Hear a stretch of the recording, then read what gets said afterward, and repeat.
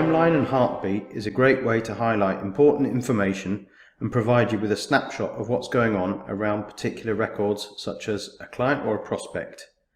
If we take a look at a contact record, next to the Audit button in the top right, you can see another button.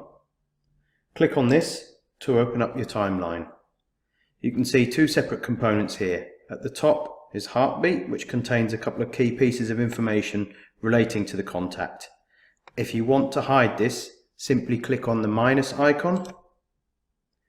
You can re-enable at any time by clicking on the plus icon. Below this you have the timeline, which will display up to the last 15 pieces of data that relate to your contact. As you can see on this example, it gives you a comprehensive overview of what's happening with Giles Abbott. You can use the Filter By menu to customize the items listed in the timeline. So in this instance, if we only want to see a list of activities and emails linked,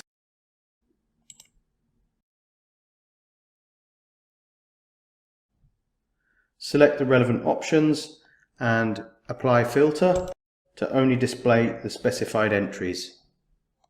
This makes the OK button turn orange to denote that the filters have been applied.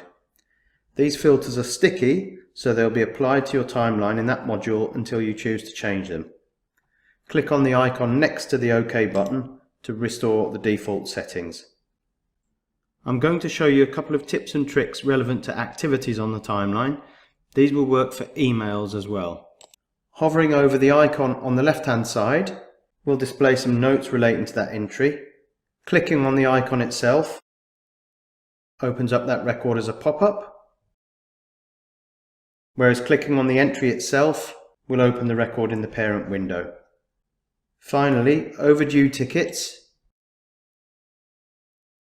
will display the icon in red, alerting you that this ticket needs your attention. There you have it, this week's Tuesday tip.